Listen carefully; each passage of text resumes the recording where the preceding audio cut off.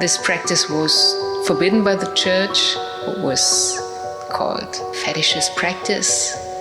The ritual of taking something dead and forgotten, something anonymously buried, and bringing it back to some form of purpose, we thought that's a beautiful act.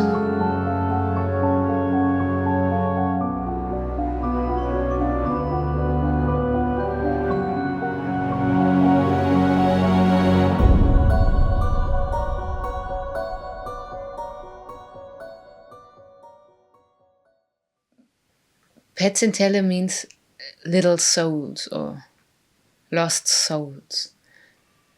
The Pezzentelle series started like many of our artworks, series and inspirations by researching ancient myths, cults, obscure stories that we tracked down by traveling, by researching.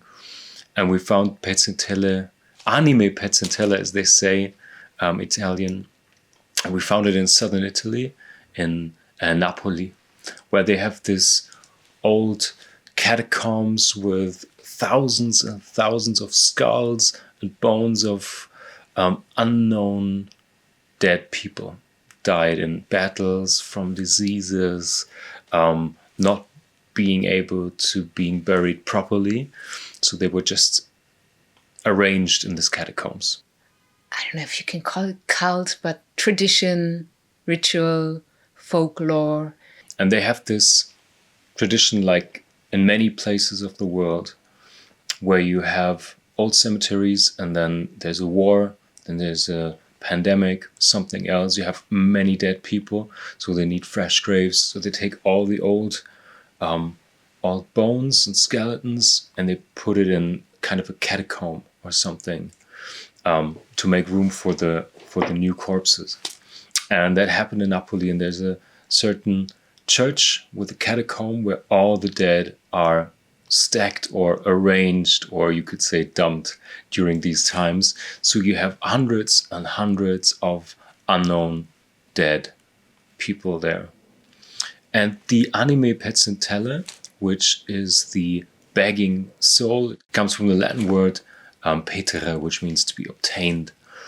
And this ritual, mostly done by Italian women, is that you go into the catacombs and you pick out one of the skulls, anonymous skulls, and they adopt them. The locals, especially the women, they started to develop a ritual, which is to go there and pick a special like skull that is special to them and give them a name. So get them out of anonymity, out of the namelessness, out of forgetting, giving them a name, building them, cleaning them, and sometimes also building a little altar for them.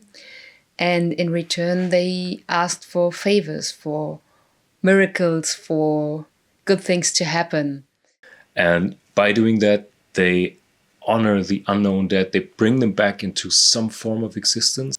If the skull delivered, they were worshipped for a longer period. And if that specific skull or this, entity, which had a new name and therefore kind of a soul, or it was imagined to be some kind of being on the other side, if that did not respond to the wishes, it was replaced by another skull. It was a very good sign if the skulls were sweating by absorbing the moisture that's saved in them. That's a very good sign. If they stay dry, not so much. But if it works, if the magic of the altar at home works, the skulls who got names from the people adopting them, who were brought back from the dead, so to speak, out of the anonymity of their grave, their mass grave, they regained a personality and they regained a name and a purpose. And this practice was forbidden by the church, I think back in the 50s, what was called like fetishist practice. Yeah, but it's such an interesting thing because it is so direct. It has such a special purpose, very direct and useful purpose, but on the other hand, it's deeply poetic to get things out of the namelessness, or to rename something so that it can be in the world again somehow. And this core of this tradition, of this practice, was to take something forgotten, dead, and bring it back, giving it a purpose again, giving it a name, honoring it, creating your own little rituals for something. And by doing that, you get a reward. That can be physical, but I think mostly a spiritual reward. And I think this is the core of the Pezzentelle idea to us, which we want to translate into this art project. It's a process. It's always with our Maison Douce projects. We find an interesting story, something that touches us, that interests us, that is weird, and then we let it sit for a while, and then things come up. And we are working with felt a lot, with felted wool, and we're working on other sculptures made from wool. And so it was kind of a natural process to start doing some felted skulls, small ones, big ones, and to kind of find out while doing it why we're doing it and how we are going to do it. So the first thing that was really important is the material, of course, because it is there's some kind of change in the meaning of a skull when it is done in a soft material, something that is really soft to touch, which is also organic. It's not an artificial material, but it's organic, and it's really cute to touch in a way, which is a nice contrast to the overall associations with skull, I think, because when you touch it, it feels like a toy or stuffed animal, or something cute. And it doesn't have to be a real Italian skull.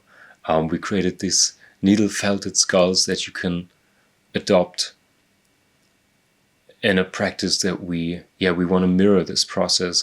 And it's not important if it's a real skull. You can take one of our needle felted skulls, but the idea is still to give it a name, to worship it, and thereby give something a purpose that is maybe forgotten. And I think this resonates with our time a lot, where not only death is not part of life and society, but a lot of things that are forgotten and abandoned could be brought back, giving the person performing that ritual a sense of purpose and a sense of spiritual connection to a maybe forgotten idea. That's, to us, the essence of the Pezzentelle memory service, and that's why we started this series.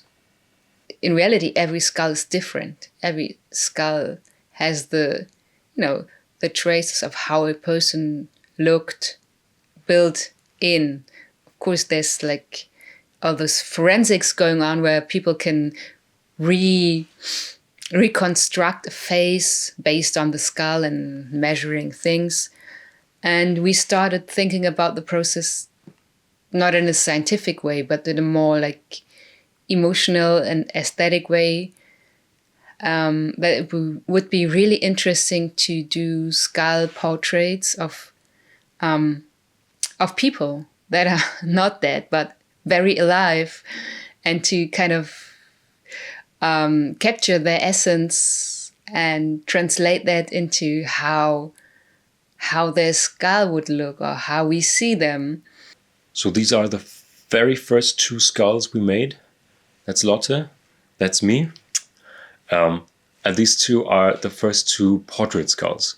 They are made in the tradition and the spirit of Pezzentelle, of course, but these especially are portrait skulls. The first two of a series we just started for people who want a portrait of their very inner self, so to speak. A portrait is an intimate thing anyway, but if you strip away muscles and skin and everything, that's an even more intimate portrait maybe. And that's something we We offer to anyone who dares to get a portrait done as a skull. Of course, it stands in the tradition of the memento mori, but it's a new approach, and it's not, some people find it kind of scary, but to us it's a very positive thing to, embrace your inner skull, to feel more alive.